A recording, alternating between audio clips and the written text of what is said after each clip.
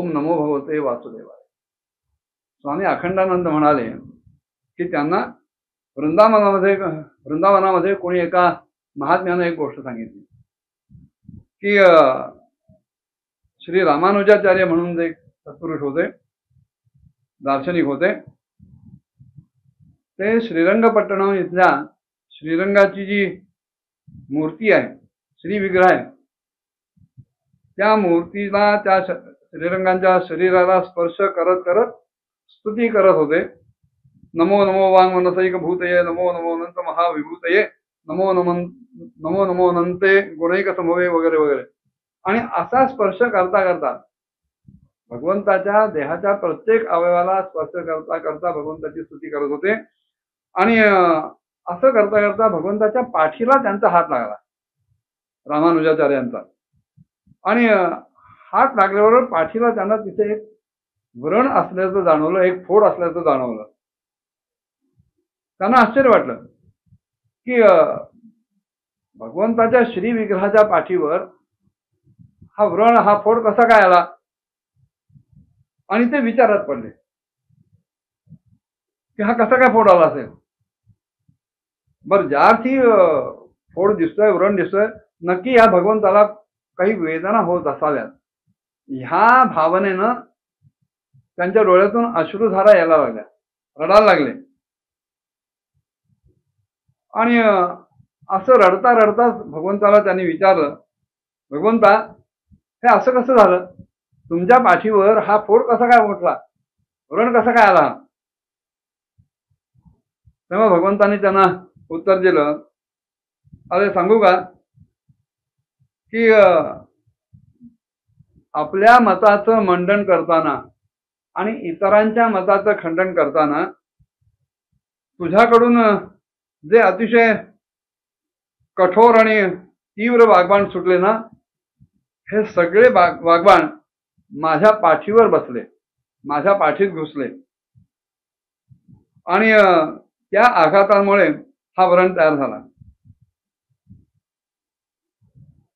त्याच्यावर श्री रामानुजाचार्य म्हणाले, आश्चर्य आहे, कारण मी जे वाग्बाण सोडले हे अधर्माची वकिली करणारे जे कोणी होते, अधर्माच्या आचरणाची प्रस्तुती करणारे जे कोणी होते, त्यांच्यासाठी होतं. त्यांच्यासाठी मी कठोर बोललो आणि त्यांची जी मतं होती ती हाणून पाडायचा, तर्काच्या बुद्धीने हाणून पाडायचा मी प्रयत्न केला. आणि त्या बोलण्याच्या प्रवाहात, अधर्मीयांच्या मतांचं खंडन करण्याच्या प्रवाहात केव्हा ते असे कठोर वाग्बाण माझ्याकडनं सुटले असतील. पण ते तुम्हाला लागायचं कारण काय. त्याच्यावर भगवान श्रीरंग म्हणाले की तुझं म्हणणं बरोबर आहे, पण अधर्म तर माझ्या पाठीवरच आहे. तेव्हा ज्या अधर्मी लोकांना वाग्बाणानं घायल करण्यासाठी तू वाग्बाण सोडलेस, ते वाग्बाण माझ्या पाठीला लागले आणि त्यामुळं तिथे तो फोड तयार झाला. कारण ज्ञान, वैराग्य, ऐश्वर्य, धर्म हे सगळं भगवंताच्या समोर असतं. आणि अज्ञान, आसक्ती, अनैश्वर्य, अधर्म ह्या गोष्टी भगवंताच्या पाठीवर असतात, मागे असतात. आणि हे ऐकलं मात्र श्री रामानुजाचार्य आणखीन जोरात रडायला लागले. आणि मग त्यांचं सात्वन करताना भगवंत म्हणाले की हे जे काही खंडन मंडन चाललंय ना तुझं, हे सोडून दे आणि केवळ एकाग्र चित्तानं माझी भक्ती कर, माझी उपासना कर, माझं भजन कर. कारण तू स्वमताचा अभिप्राय व्यक्त करताना, स्वमत सिद्ध करताना हे जे काही कठोर वाग्बाण सोडतोस, त्याचा परिणाम इतरांवर नाही होत, तो माझ्या पाठीवर होतो, माझ्यावर होतो. व्यवहारात सुद्धा आपण कुठेही वादविवाद करायला गेलो तरी शेवटी डोक्याला जो त्रास होतो तो आपल्यालाच होतो, इतरांना त्रास होत नाही. आणि म्हणून ज्याला भक्ती करायची आहे त्याच्यासाठी देवर्षी नारदांनी एक चांगला उपाय सांगितलाय, भक्ताचं चांगलं लक्षण सांगितलंय, वादो नावलंब्य. ज्याला भक्ती करायची त्यांनी कुठल्याही परिस्थितीत कुठल्याही प्रकारच्या वादाच्या भरीस पडू नये, कोणाशीही वाद घालू नये, त्याच्यात वेळ आपला दवडू नये, खर्च करू नये. अन्य कुठल्याही गोष्टींमध्ये न अडकता केवळ भगवंताची उपासना करावी.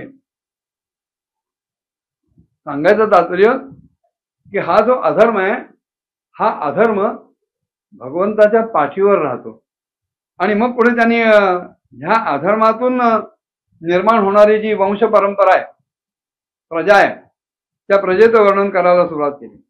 मृषा धर्मसे भार्यासी दंभम मायांच्या शत्रुहन असूत मिसनं तत्तु निर्वृतिर्जगृहे प्रजा. हा जो अधर्म आहे त्याची पत्नी म्हणजे मृषा आहे. मृषा म्हणजे खोटं, असत्य. जिथे अधर्म आहे तिथे असत्य नक्कीच आहे. तेव्हा अधर्म आणि असत्य यांचं जे सतत सातत्य आहे, साहचर्य आहे, सातत्याने साहचर्य आहे. शास्त्रीय परिभाषेत त्याला अयुत सिद्ध जोडी म्हणतात, की जी जोडी कधी फुटत नाही, फुटू शकत नाही. तेव्हा असं जे साहचर्य आहे त्याच्यातून त्यांना 2 संतानं झाली, दंभ आणि माया. एकीकडे दंभ आणि माया ह्या अधर्म आणि मृषा यांच्याच संयोगातून जन्माला आले असल्यामुळं ते बहीण भाऊ असतात. पण जसे ते बहीण भाऊ आहेत तसेच ते पती पत्नी सुद्धा आहेत. आणि अशा ह्या दंभ आणि मायाला निवृत्तीने दत्तक घेतलं, कारण तो निपुत्रिक आहे. निवृत्तीचा अर्थ आहे अलक्ष्मी, दरिद्रता, धर्मविरोधी काम करणारे जीव, अवनती, दुर्भाग्य, विनाश, मृत्यू, प्रलय, किंवा सत्यगती व ज्ञानमय अशा आचरणात विहीन असलेले, असं जे काही असेल त्याला निवृत्ती म्हणतात. आणि या निवृत्तीने या दंभ आणि मायांना दत्तक घेतलं आणि ह्यांच्यापासून जी प्रजा निर्माण झाली ती म्हणजे लोभ आणि कृपणता. मूळ आहे अधर्म, अधर्माला असत्याची जोड लाभली, त्याच्यातून धर्मविरोधी कामं सुरू झाली, त्याच्यातून दंभ आणि माया यांचा जन्म झाला आणि ह्या दंभ मायेतून पुढे लोभ आणि कृपणता यांचा जन्म झाला. मी जसा आहे तसा नाही असं लोकांना भासवणं. मी दानशूर नाहीये, पण लोकांच्या दृष्टीने त्यांच्या नजरेत मी दानशूर आहे असं भासवणं हा दंभ आहे. मी विद्वान नाहीये, पण लोकांच्या नजरेत मी विद्वान आहे असं भासवणं हा दंभ आहे. आणि माया, जे खरं आहे त्याच्या आड जर काही येत असेल, त्याच्यावर पडदा जर कोणी टाकत असेल तर ती माया आहे. तेव्हा ह्या दंभ आणि मायेमधनं सहजपणे लोभ निर्माण होतो आणि लोभ निर्माण झाला की तो आपल्या जवळ जे काही आहे ते हातचं सुटू देत नाही. त्याच्यामुळे कृपणता, कंजूसपणा निर्माण होतो. मग ह्यांची पुढची प्रजा काय आहे पुढच्या भागात बघूया. ओम नमो भगवते वासुदेवाय.